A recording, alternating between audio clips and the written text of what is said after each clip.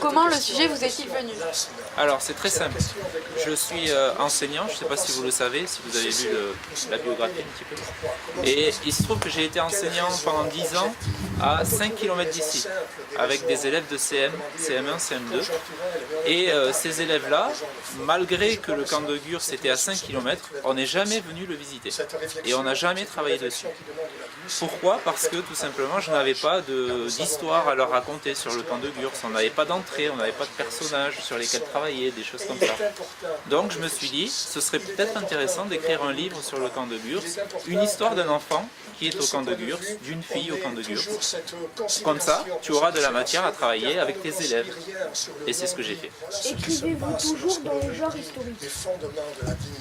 Alors il se trouve que les 2 livres que j'ai écrits, celui-ci et Héros d'un jour, sont des livres historiques.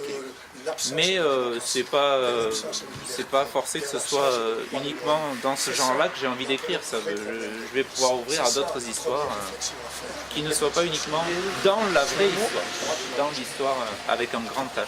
Êtes-vous allé au camp de Gurs avant d'écrire votre roman?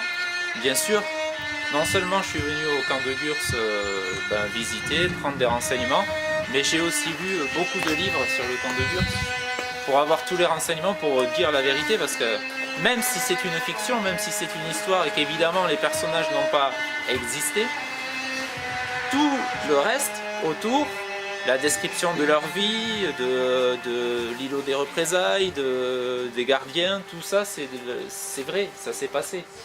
Donc il a fallu que je me documente énormément. En combien de temps avez-vous écrit le livre? Oula, ça c'est une très très bonne question. Ce livre-là, il a fallu à peu près 3-4 mois d'écriture. Avez-vous une préférence pour l'un de vos livres? Non, les deux sont des projets différents. Les 2 livres sont très différents.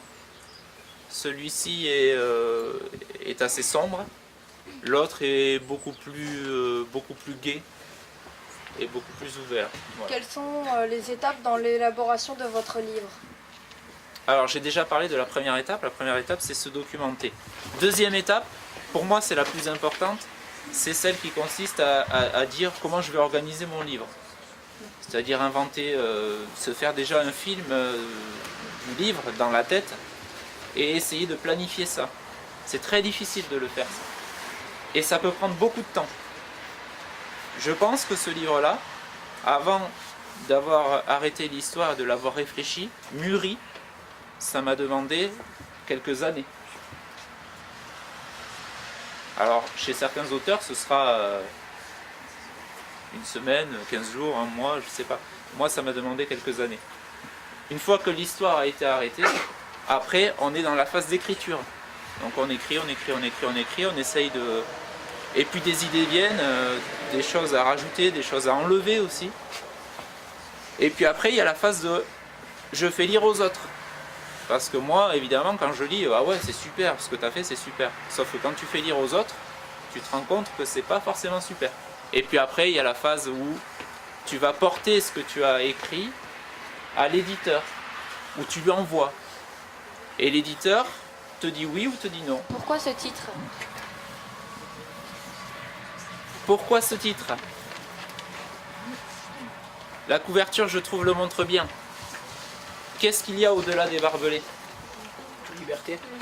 La liberté. Qu'est-ce qu'il y a au-delà des barbelés? Les montagnes. Les montagnes. Qu'est-ce qu'il y a au-delà des montagnes? L'Espagne. Voilà. Vous comprenez que pour les Espagnols qui étaient enfermés ici, le au-delà des barbelés, c'était leur pays. C'était revenir dans leur pays. Pour les Juifs qui étaient enfermés ici, le au-delà des barbelés, c'était la liberté. Quel est votre personnage préféré?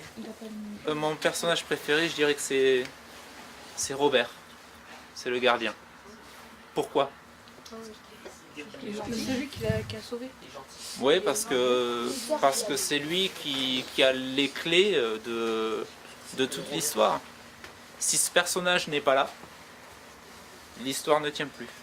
Avez-vous une préférence pour le fantastique ou est-ce que seul livre fantastique? Alors je vais vous avouer que je pense être assez peu capable d'écrire des histoires fantastiques. Avez-vous conçu vous-même la première de couverture? Alors cette première de couverture, là, je ne l'ai pas conçue moi. C'est ma collègue, donc Kittery Laborde, qui illustre et donc qui fait des albums pour la jeunesse. Je lui ai demandé, en fait, je lui ai passé le manuscrit et je cherchais une illustratrice. Elle a lu le manuscrit, elle m'a dit moi je trouve ça super bien et si tu veux je l'illustre. Et donc elle a choisi ici de mettre ce personnage là, vu que vous avez lu le livre, vous savez qu'il s'agit de Sarah. Donc c'est pas un personnage qui apparaît d'entrée, c'est un personnage qui apparaît assez tardivement aussi dans l'histoire. Elle a décidé de placer Sarah dans une position prostrée pour montrer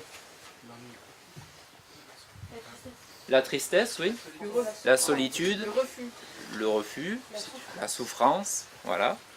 Et puis elle a décidé également de placer derrière les barbelés et les montagnes pour les raisons que l'on a évoquées déjà. Écrivez-vous aussi pour les adultes ou aimeriez-vous écrire pour les adultes? Alors je n'écris pas pour les adultes et je n'aimerais pas écrire pour les adultes. Voilà. Et quand avez-vous commencé à écrire? Il n'y a pas très longtemps. Alors juste petite anecdote aussi, ce livre-là en fait je ne l'ai pas écrit, il est sorti en 2016. En début 2016. En fait je l'ai écrit en 2006, 10 ans en arrière.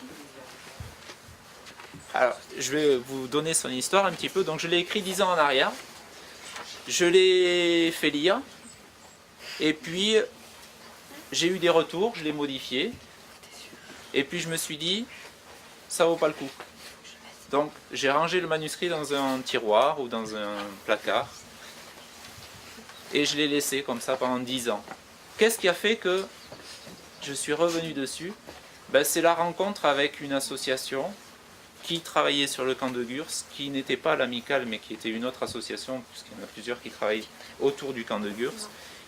Et en discutant avec eux, l'idée est revenue de sortir ce titre-là. Je leur ai fait lire, on a travaillé dessus et de fil en aiguille, comme ça, j'ai fini par le porter à un éditeur et qui m'a dit oui. Voilà. Mais donc il est plus vieux que ça, donc on pourrait dire que j'ai commencé à travailler, à écrire il y a maintenant 10 ans. Hein. Avez-vous toujours souhaité être écrivain? Pas du tout. Non, c'est un petit peu le hasard qui a fait les choses. D'ailleurs, moi je fais bien la différence entre un écrivain, à mon avis un écrivain c'est son travail. Moi je suis plus auteur, c'est-à-dire que je fais ça pour le plaisir avant tout, et pas forcément pour en vivre. Étiez-vous bon élève en français? Ah, à ton avis? Oui. Oui. Alors, je vais vous raconter un petit peu ça aussi. Jusqu'en 6e, 5e, je n'étais pas très bon élève en français. Mais j'ai eu la chance, et je l'en remercie, de croiser une professeure de français au collège des Cordeliers à Oloron, puisque je suis Oloronnais, qui s'appelle Madame Bélanger. Alors j'aimerais bien la revoir parce que je ne l'ai pas revue. Mais cette prof de français m'a donné le goût du français et le goût d'écrire. Quelles études avez-vous fait? J'ai fait des études scientifiques. J'ai fait des études de biologie. Voilà, de la biologie liée aux végétaux. Avez-vous d'autres passions que celle de l'écriture? Oui, en fait j'ai une autre passion qui est le jardin. Alors c'est assez éloigné de l'histoire, hein, on est d'accord. Mais je vous ai dit qu'en même temps j'ai fait des études scientifiques et notamment de biologie végétale. Donc j'écris sur le jardin.